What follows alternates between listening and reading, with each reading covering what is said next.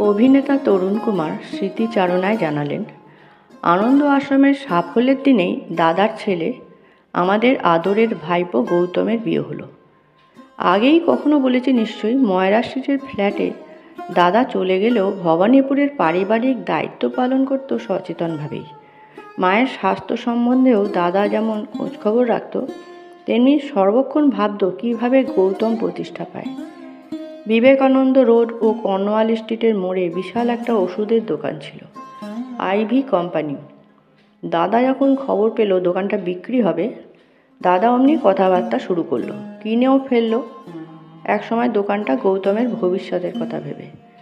গৌতমের বিয়ের ক্ষেত্রেও দাদা বাবার ভূমিকায় এতটুকু ফাঁকি দেয়নি। ঢিলেমি দেখিনি দাদার আচরণে। এমনকি গৌতমের বউ পছন্দ করেছিল দাদা নিজেই।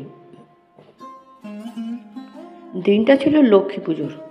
আমাদের ভবানীপুরের বাড়িতে দাদাই প্রথম লক্ষ্মী পুজোর আয়োজন শুরু করে। আজও পর্যন্ত যে লক্ষ্মী পুজো ঘটা করেই পালন করে আসছি আমরা। সেবার আমাদের বাড়ির লক্ষ্মী পুজো দেখতে এসেছিল সুমনা ওর পরিবারের সঙ্গে। ওদের নিয়ে এসেছিলেন আমাদের এক মামার অফিসের সহকর্মী ছিলেন সুমনার বাবা। সে সময় অনেকেই আমাদের বাড়ির লক্ষ্মী পুজো দেখতে আসতো। মানুষের ঢল নামত ভবানীপুরের বাড়িতে। সুমনাকে কিন্তু অত লোকের মধ্যেও প্রথম দেখেই আমাদের সকলেরই পছন্দ হয়ে যায়। মা, বৌদি, এমনকি দাদারও মনে ধরে যায় সুমনাকে। মুগ্ধ হবার মতোই মেয়ে সুমনা, যেমন লক্ষ্মীশ্রী তেমনি শান্ত সুশীল ব্যবহার। মার পছন্দ হয়ে যায় ওদের পরিবারের সকলকেও। দাদা আর সময় নষ্ট না করে সঙ্গে সঙ্গে কথা দেয় সুমনার বাবা কালীনাথ চ্যাটার্জিকে। ঠিক হয় 5 মাস পর অনুষ্ঠিত হবে বিয়ে। হাজার হোক আমাদের পরিবারের একমাত্র ছেলের বিয়ে বলে কথা। হাজারো লোককে বলতে হবে, পান থেকে ছুন কষলে মুখ দেখাবার জো থাকবে না, সমালোচনার বন্যা বইবে। দাদা নিজে ব্যস্ত মানুষ, এই কলকাতা তো পরদিনই বোম্বে দৌড়চ্ছে সে সময়। তা সত্ত্বেও বিয়ে নিয়ে যখন ঘরোয়া আলোচনায় বসা হলো, তখন কিন্তু দাদা গোড়াতেই বলে দিল, এখন থেকে কাজে নেমে পড়তে হবে সকলকে। কোনো ব্যাপারে যেন কোনো রকম ত্রুটি না থাকে, কোনো ব্যাপারে আটকালে আমায় জানাবে। দাদাকে দেখে সে সময় মনে হতো যেন রণাঙ্গনের সেনাপতি।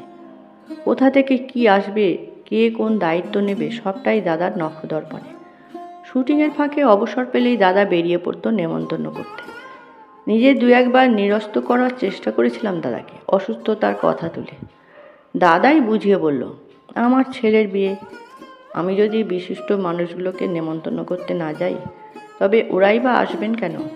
প্রত্যেক মানুষেরই তো একটা প্রেস্টিজ আছে নাকি? তখনও জানতাম না নিমন্ত্রিতর তালিকায় দাদা কলকাতার কোনো বিশিষ্ট ব্যক্তিকেই বাদ দেয়নি। গৌতমের বিয়ের রিসেপশন হয়েছিল ম্যান্ডে ভিলা গার্ডেন্সে। অনুষ্ঠানের রাতে জমজমাট হয়ে উঠল আসর। তারকার মেলা বসে গিয়েছিল আক্ষরিকভাবে। কে না এসেছিলেন সেদিন! কানন দেবী, তপন সিংহ থেকে শুরু করে অজয় কর, পীযূষ বসুরা পর্যন্ত। টালিগঞ্জের সমস্ত কলা কুশলীকে নেমন্তন্ন করা হয়েছিল ওই দিন। সকলেই হাজির হয়েছিল দাদার টানে। আমার কেবল সন্দেহ হয়েছিল একজনকে নিয়ে, রমাদি কি আসবে বিয়ের আসরে? ততদিনে রমাদি মানে সুচিত্রা সেন নিজেকে গুটিয়ে ফেলতে শুরু করেছেন। অভিনয় আর আগ্রহ পায় না, সামাজিক অনুষ্ঠানগুলো পর্যন্ত এড়িয়ে চলে, যেন গৃহীর জীবন ছেড়ে ত্যাগী সাধিকার জীবনে প্রবেশ করতে চলেছে। দাদা কিন্তু আমার সংশয়কে আমল দেয়নি, বরং বলতো, রমা দেখবি নিশ্চয়ই আসবে। গৌতম আমাদের সকলের আদরের সন্তান, রমারও ছেলের মতো। রমা কি আর গৌতমকে আশীর্বাদ জানাতে আসবে না? অনুষ্ঠানের দিন দেখলাম দাদার কথাই সত্যে পরিণত হয়েছে। রমাদি শুধু এলো বললে ভুল হবে, একাই আসর জমিয়ে দিয়ে গেল। ওই অনুষ্ঠানের আগে পরে রমাদিকে কখনো অমন উচ্ছল হতে দেখিনি। হয়তো দাদার কথাই ঠিক, সন্তানের মতো যাকে স্নেহ করত সেই গৌতমের বিয়ে বলেই হয়তো মুহূর্ত কয়েকের জন্য স্বেচ্ছা নির্বাসন ছেড়ে বেরিয়ে এসেছিল রমাদি। রাত যখন 1:30-2 বাজে, তখনও কিছু মানুষের খাওয়া বাকি। দাদার আবার পরদিন সকালেই শুটিং। দাদাকে বেশ ক্লান্ত বিধ্বস্ত মনে হচ্ছিল। আমি দাদাকে বললাম, এক কাজ করো, ফ্ল্যাটে যাও, বাকি রাতটুকু বিশ্রাম নাও, নইলে অসুস্থ হয়ে পড়বে। কাল আর শুটিং করা সম্ভব হবে না তাহলে। দাদাও মনে প্রাণে তাই চাইছিল। হাজার হোক, রক্ত মাংসের মানুষ তো। আমি যখন দাদাকে ওই রাতে ময়রা স্ট্রিটের বাড়িতে পৌঁছতে গেলাম, তখন দাদা গাড়ি থেকে নেমে একটা কথাই বলেছিল, দেখিস বুড়ো, কেউ যেন না খেয়ে চলে যায়, আর আত্মীয়রা বাড়ি ফিরতে চাইলে ওদের জন্য গাড়ির ব্যবস্থা করে দিস। ওই রাতে আমি তো দাদার কথা শুনে হতবাক। যে মানুষটা ক্লান্তিতে বিধ্বস্ত, ভালো করে দাঁড়াতে পর্যন্ত যার কষ্ট হচ্ছে, সেই কিনা তখনও অন্যের সুবিধা অসুবিধার কথা চিন্তা করছে। কতখানি দায়িত্বশীল মানুষ হলে তবেই না এমন আচরণ করতে পারে। একদিকে পারিবারিক এতখানি দায়িত্ব পালন, অন্যদিকে কলকাতা বোম্বে ছুটোছুটি করে শুটিং করা। দাদা না আবার অসুস্থ হয়ে পড়ে, হলো তাই, কখনো স্পন্ডেলাইটিস, কখনো মারাত্মক ধরনের বসন্ত, আবার কখনো প্রেশারের অত্যাধিক ওঠানামা। সেই সময় লক্ষ্য করতাম দাদা প্রায় অসুস্থ হয়ে পড়ছে। বাড়াবাড়ি কিছু হলে ডাক্তার সুনীল সেন দাদাকে দেখতেন, সুস্থ করে তুলতেন। এমনকি প্রয়োজন মতো বেলভিউ নার্সিংহোমে ভর্তি করেও চিকিৎসা করতেন সুনীলদা। আর প্রেশারের ওঠানামা দেখা দিলে দাদা সোজা হাজির হতো লালুদার চেম্বারে। কিন্তু লালুদাকে কখনো কখনো ডেকেও নিত বাড়িতে। লালুদা দাদার বাল্যবন্ধু, পেশায় ডাক্তার। দাদার প্রেশার চড়তে দেখলেই লালুদা বকাবকি শুরু করতো দাদাকে, ভয় দেখাতো, এভাবে চললে কিন্তু বড় ধরনের অসুখে পড়ে যাবি, বিশ্রাম নে, কাজকর্ম বন্ধ কর কিছুদিন। কিন্তু কে কার নিষেধ শোনে। দাদা উল্টে আমাদের কাছে লালুদার বকাবকি শোনাতো মজা করে। আমি কখনো কখনো লালুদার মত সমর্থন করলে দাদা উল্টে বলতো, তুইও দেখছি লালুর মতো অবুঝ হলি। লালু ইন্ডাস্ট্রির লোক নয়, ও বলতেই পারে কাজ করো না, বিশ্রাম নাও। তুই বলছিস কি করে? জানিস না উত্তম কুমার আচমকা শুটিং বন্ধ করে বাড়িতে বসে থাকলে কত মানুষের ক্ষতি, প্রযোজকের ক্ষতি, টাকা, ইউনিটের সকলের ক্ষতি, কাজ বন্ধ হয়ে যাবার। কথাটা যে মিথ্যে নয় তা আমিও জানতাম। বাংলা ছবির ইন্ডাস্ট্রি তখনও অনেকখানি দাদার কাঁধের ওপর ভর দিয়ে দাঁড়িয়ে। দাদা অসুস্থ হয়ে পড়লে ইন্ডাস্ট্রির সকলে আতঙ্কিত হয়ে পড়ত। এই আতঙ্কের জন্যই বোধহয় বার কয়েক গুজব পর্যন্ত রটেছিল উত্তম কুমার মারা গেছে। দাদা তখন হয়তো নার্সিংহোমে ভর্তি, দাদার ছবির কাজও বন্ধ। নার্সিংহোমের কেবিনে শুয়ে নিজের মৃত্যু সংবাদ শুনে দাদা কখনো দুঃখ পেত, কখনো বা বিরক্ত হতো, আবার কখনো মজা করে বলতো, দেখ বুড়ো, বেঁচে থাকতেই আমার মৃত্যু ঘটিয়ে দিল।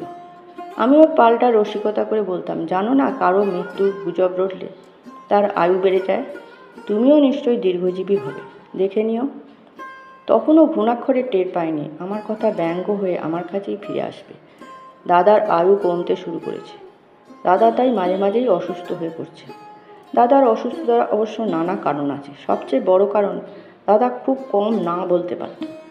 পরিচিত প্রযোজক এসে দাদাকে ধরলে, বহু কষ্টে প্রচুর দেনা করে টাকা জোগাড় করেছি, আপনি যদি আমায় ছবিতে না নামেন তবে গলা জলে পড়ব, ধনে প্রাণে মারা যাব। দাদা প্রথমে গাঁইগুঁই করে তারপরে সম্মতি দিয়ে দিল। চেনা মুখ পরিচালক এসে দাদাকে ধরল, দাদা এবারের মতো উদ্ধার করুন, ভালো প্রযোজক পেয়েছি ছবির জন্য, কিন্তু উনি বলছেন আপনি নায়ক না হলে ছবিতে টাকা ঢালবেন না। আমি কথা দিয়ে এসেছি আপনার হয়ে, হাজার হোক আপনি আমায় ফেরাতে পারবেন না। দাদা প্রথমে চটে গেল, দু কথা শুনিয়েও দিল, শেষে বলল, এই কিন্তু শেষ, এরপর আর কাউকে কথা দিয়ে আসবেন না, আমি কথা রাখতে পারবো না। এর ওপরও আছে বোম্বের ছবি। দাদা প্লেনে চড়তে ভয় পায়, অনেকেই সাক্ষী আছে, প্লেন আকাশে উঠলে অনেকেরই চোখে পড়তো দাদা কেমন জড়সড় হয়ে আছে, মুখ গম্ভীর।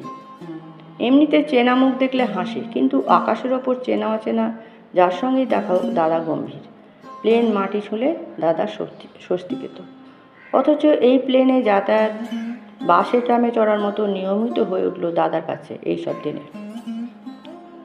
হাতে সময় নেই, অথচ কলকাতা বোম্বে দুকুল বজায় রাখতে হবে। ভয় জড়সড় হয়ে দাদা প্লেনে যাতায়াত করত। এই যে আজকাল অমুক তারকা তমুক দোকানের ফিতে কেটে উদ্বোধন করছে, বা রাতের পর রাত ফাংশানে মুখ দেখিয়ে বেড়াচ্ছে। দাদা ওইসব পছন্দ করত না। মুখের ওপর উদ্যোক্তাদের বলতো, আমার সময় নেই। পরে একান্তে আমায় বলতো, এত ঘন ঘন দর্শকরা আমাদের দেখতে পেলে তাদের চোখে আমরাও রক্ত মাংসের মানুষ হয়ে উঠব। সমস্ত নায়কোচিত রহস্যময়তা ঘুচে যাবে। সিনেমার হিরোদের অন্তত তা করা উচিত নয়। মুখে এমন বললে কি হবে? শেষের দিকে দাদাকেও টুকটাক এমন ফাংশানে যেতে হতো। দাদা যেত টাকার জন্য। হয়তো কারোর মনে প্রশ্ন জাগতে পারে, তাহলে দাদার সঙ্গে আর 5 জন নায়কের তফাৎ কোথায় রইল? আমি তাদের এইটুকু শুধু বলবো, দাদা ওই ধরনের উপার্জন কখনো নিজের ভোগে লাগায়নি, নানা খাতে দান করে দিত। বিশেষ করে দাদার সভাপতিত্বে শিল্পী সংসদ ততদিনে দুস্থ শিল্পীদের সহায় সম্বল হয়ে দাঁড়িয়েছে। 75-76 সালে দুস্থ শিল্পীদের খাতে শিল্পী সংসদ যেখানে 10-12 হাজার টাকা ব্যয় করত, 78-79 সালে সেই খাতের পরিমাণ দাঁড়ায় 30 থেকে 50 হাজার টাকা। ফাংশনের উদ্যোক্তাদের সঙ্গে দাদার একমাত্র চুক্তি হতো, আমার কোনো পারিশ্রমিক দিতে হবে না, আমার পারিশ্রমিক আপনারা শিল্পী সংসদের তহবিলে দান করে দেবেন, তাহলেই চলবে। শুধু দুস্থ শিল্পীদের জন্যই নয়, বিপন্ন মানুষের জন্য, অসহায় মানুষের জন্য পর্যন্ত প্রাণ কাঁদত দাদার। অসুস্থতার ঝুঁকি নিয়েও দাদা ছুটে বেড়াতো বহুজন হিতায়। নমস্কার। ভিডিওটি ভালো লাগলে সাবস্ক্রাইব করে দেবেন।